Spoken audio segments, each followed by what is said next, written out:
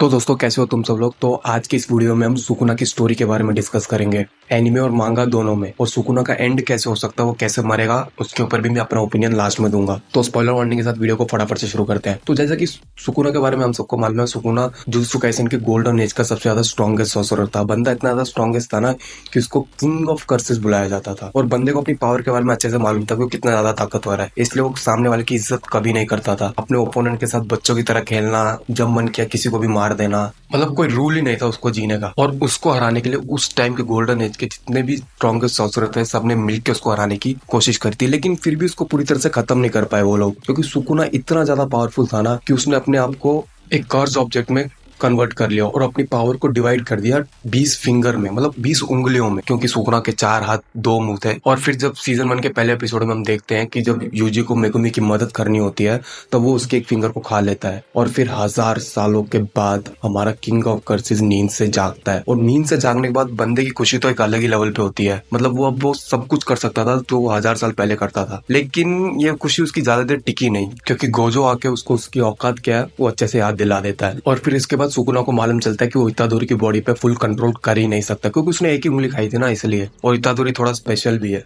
वो मैं आगे बताऊंगा। और फिर इसके कुछ दिनों के बाद गोजो उसको एक और फिंगर देता है टेस्ट करने के लिए कि सच में सुकुना को कंट्रोल कर सकता है कि नहीं। और वो जब दूसरी फिंगर खाता है उसके बाद भी इतादोरी कंट्रोल कर लेता है सुकुना। और इसके बाद हमें दिखाया जाता है कि जब इतादोरी, मेगुमी और नोबारा एक मिशन पे जाते हैं डिटेंशन सेंटर में, जिधर वो स्पेशल ग्रेड कर्सेस से उनका सामना होता है। और उस फाइट में भाई इतादोरी मरने वाला होता है जब वो उसको अपना पूरा कंट्रोल सुकुना को दे देता है। और सुकुना तो उसके बाद भाई वो स्पेशल ग्रेड कर्स का जो हाल करता है ना, वो तो भाई देखने लायक होता है। मतलब उस टाइम हम सुकुना का डोमेन एक्सपेंशन देखते हैं, जो कि है मलवलेंट श्राइन। और ये डोमेन बाकी सारे डोमेन से बिल्कुल अलग है, क्योंकि हर एक डोमेन का अपना एक बैरियर होता है कि वो उस बैरियर के अंदर ही अपना डोमेन एक्सपेंड कर सकते हैं। लेकिन सुकुना के डोमेन का कोई बैरियर ही नहीं है, कोई लिमिट ही नहीं है। मतलब वो अपने आसपास जितने भी एरिया है वो उसको अफेक्ट कर सकता है अपने डोमेन एक्सपेंशन के जरिए। और ये एक गारंटी हिट डोमेन है, मतलब इसके अंदर जो भी फंसेगा वो कटेगा जरूर। और फिर इसी सीन के बाद हम देखते हैं कि सुकुना को अपनी तीसरी उंगली भी मिल जाती है जब वो खा लेता है। और फिर इसके सीजन 1 के एकदम लास्ट में हम देखते हैं सुकुना को अपनी चौथी उंगली भी मिल जाती है। और इसके बाद फिर हम सुकुना को सीधा देखते हैं शिबुया इंसिडेंट आर्क में, जब इतादोरी चोजो की फाइट हो रही होती है, तब इतादोरी मरने वाला होता है उस फाइट में। और तभी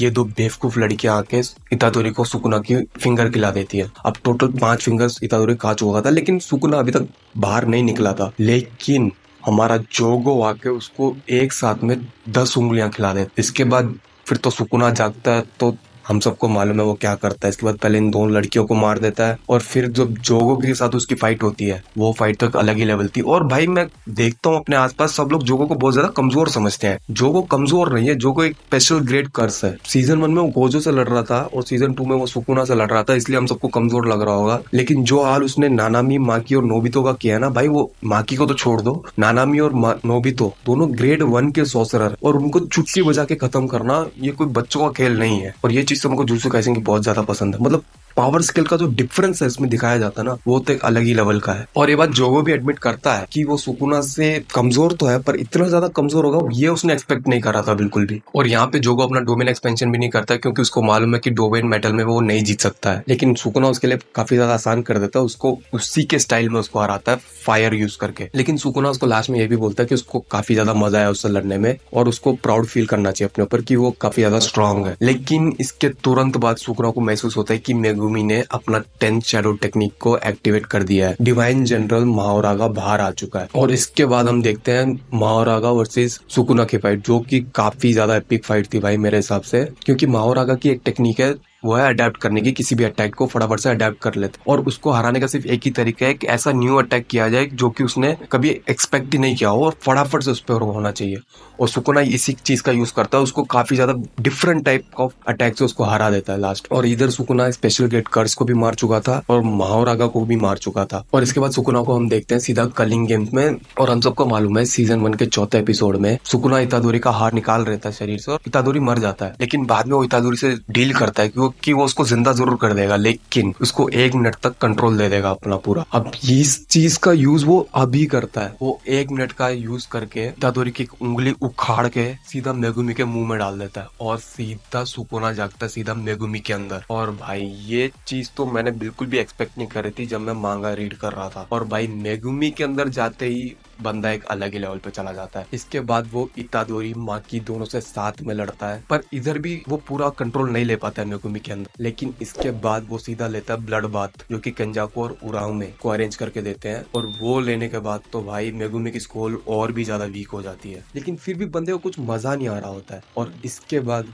हम देखते हैं सुकुना अपनी जो लवर है युजुरू को मार देता है, और सुकुना की सोल और भी ज्यादा वीक हो जाती है ये सब देखने के बाद। और इसके बाद उराव में सुकुना को बाकी बची हुई 5 फिंगर में से 4 फिंगर खिला देती है, और सुकुना के पास अब टोटल 19 उंगलियां वो खा चुका था, लेकिन अभी भी उसकी एक फिंगर मिसिंग थी, और उसको कंपनसेट करने के लिए वो अपनी बायोलॉजिकल जो मदर है उसकी खोपड़ी को खा लेता है, और वो अपने 100% लेवल पे अब आ चुका था सुकुना लग। और इसके बाद गोजो भी प्रेजेंट रूम से बाहर निकल जाता है। फिर ये दोनों डिसाइड करते हैं कि ये दोनों सीधा लड़ेंगे दिसंबर 24 को, क्रिसमस ईव वाले दिन। और इन दोनों की फाइट तो मजा आ गया भाई। पढ़ने के टाइम तो मेरे को लिटरली गूज बम्स अभी भी आ रहे हैं फाइट को सोचते। मतलब डोमेन एक्सपेंशन पे डोमेन एक्सपेंशन दोनों यूज कर रहे हैं, यहाँ तक कि गोजो के भी पसीने छूट जाते हैं भाई स्टार्टिंग में। लेकिन गोजो भी बाद में एक टेक्निक निकाल देता है कि अपने डोमेन को बहुत ही ज्यादा छोटा कर, बास्केटबॉल के लेवल के जितना छोटा कर लेता है। लेकिन सुकुना तो सुकुना है, वो ऐसी थोड़ी ना किंग ऑफ कर्सेस है, वो 3 मिनट के अंदर ही उस डोमेन को तोड़ देता है। और फिर इनके बीच में काफी ज्यादा फाइट भी चलती है, और लास्ट में सुकुना अपना हुकुम का इक्का निकालता है, वो है माओरागा। और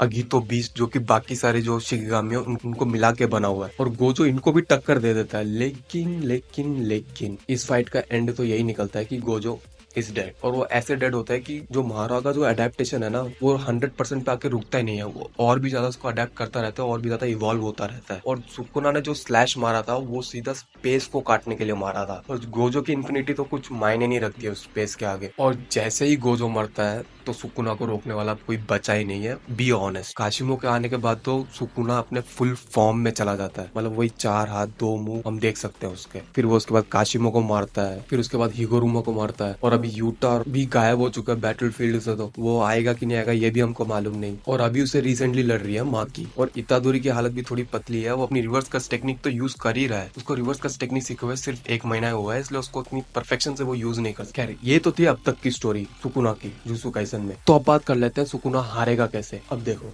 सुकुना ने अभी तक अपना 100% नहीं दिया है, ये बात गोजो भी एडमिट कर चुका है, और अभी हमने जब रीसेंट चैप्टर पढ़ा है उसमें भी हमें मालूम चल चुका है। कोई बाहर से तो उसको आके हराने वाला तो है नहीं कि अचानक से कोई आ गया और सुकुना को हरा देगा, ये तो बिल्कुल नहीं होगा। कि सुकुना हारेगा तो अपनी मर्जी से, क्योंकि डीमन स्लेयर में जैसा अकाजा हारा था अपनी मर्जी से ही मरा था, वो उसको मारा नहीं था किसी ने। वो चाहता तो और भी ताकतवर बन सकता था, लेकिन नहीं, कुना मरेगा तो ऐसे ही मरेगा मेरे ख्याल से ऐसा मेरा ओपिनियन है। क्योंकि गोजो जा चुका है, यूटा जा चुका है, और अभी लड़ रही है माकी, जो कि हो ही नहीं सकता माकी उसको हराए। बी ऑनेस्ट, हम सबको मालूम माकी अच्छी खासी टक्कर उसको जरूर देगी, लेकिन माकी हराने नहीं वाली उसको। और रही बात इतादोरी की, तो इतादोरी की फैक्टर जरूर रहेगा उसको हराने में, क्योंकि ये बात सुकुना भी एडमिट करता है कि इतादोरी से लड़ते वक्त उसको एक ऐसे सॉर्सरर की याद आती है जो 1000 साल पहले उससे लड़ा था, जो कि बिल्कुल इतादोरी जैसा ही था। ये तो हमको मालूम चल चुका है रिसेंट चैप्टर में। और अब जो आगे आने वाले चैप्टर्स होंगे उसमें इतादोरी कुछ ऐसा करेगा कि सुकुना को अपना पास्ट याद आ जाएगा, क्योंकि हम सबको सुकुना के पास्ट के बारे में ज्यादा कुछ मालूम ही नहीं है कि 1000 साल पहले वो कैसे मरा था, उसके साथ क्या हुआ था, उसके माँ बाप कौन है, और